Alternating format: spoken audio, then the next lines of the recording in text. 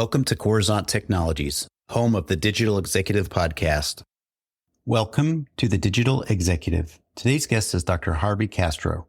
Dr. Harvey Castro is a multifaceted American physician, healthcare consultant, serial entrepreneur, angel investor, executive coach, and author. His journey began with a challenging childhood raised by a teenage mother who immigrated to the United States. Driven by determination, he pursued his medicine and political science education at notable institutions, including Baylor College of Medicine, Texas A&M University, the University of Texas Medical Branch, and the University of Tennessee for an executive MBA. Dr. Castro's medical career commenced in 1991 with the U.S. Army, later transitioning to various hospital roles, including an emergency room physician and medical director. He founded the Deep Pocket series in 1998, developing over 30 medical applications. In 2017, he established Trusted Medical, growing it significantly and co-founding Prime Medical Staffing.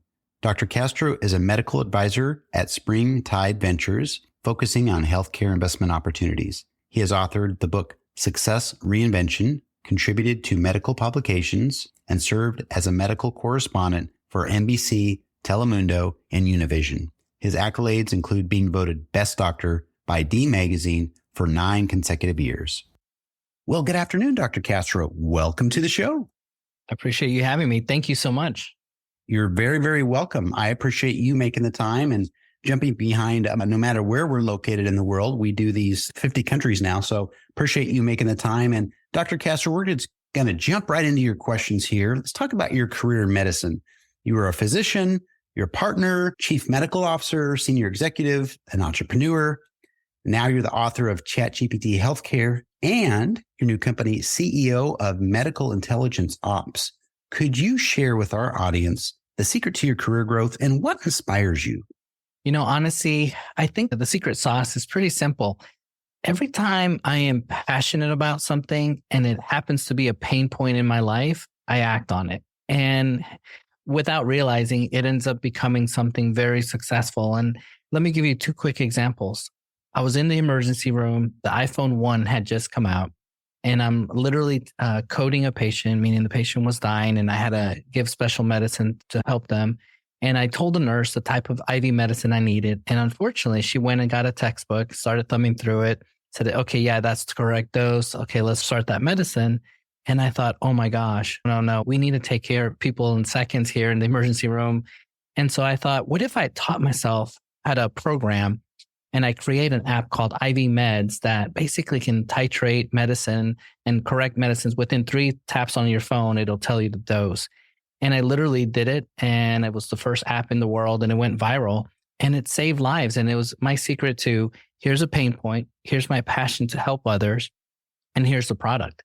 And so that was one of that's my main reoccurring theme. The second was about a year ago, I was playing with ChatGPT and I thought, oh my God, this is going to save people. Let me tell the world. And literally, I wrote a book on it overnight. Over that first month, I did nothing but write about it. And I ended up writing a book. And on January 1st of 2023, ChatGPT and Healthcare, the book came out. Wow, that's awesome. And Dr. Castro, I love the stories. Again, people have so many great stories. And a lot of times they've been through some traumatic experience or challenge and they came out the other end successful or helping or creating a solution for people. I love the story. I've been in healthcare about 20 years as well, by the way, so I can totally relate to that. And I'm so thankful that you're out there inspiring others, but also saving lives. So Dr. Castro, let's switch gears here. You've served in many capacities throughout your career in healthcare. Which one was the most rewarding? You know, I've done everything from be a CEO to be a doctor to iPhone apps to education in the medical schools. And honestly, it all goes back to the patient. My biggest reward has been working in the ER, serving others. I think it's just hard to explain the feeling to be able to help another human being in need and just do it with all this love and passion for others. And that's just such a big reward for me that it's kind of even hard to explain. Thank you. And I appreciate the diverse skill set, knowledge, and opportunities and roles you've served in over the years, which has obviously contributed to some of the great things that you're providing to people in the world now as far as healthcare. So thank you. And Dr. Castro, are there any new projects or books? You know, you talked about a book here back in January, but any projects or books you're working on? And is there anything you might be able to share with us today?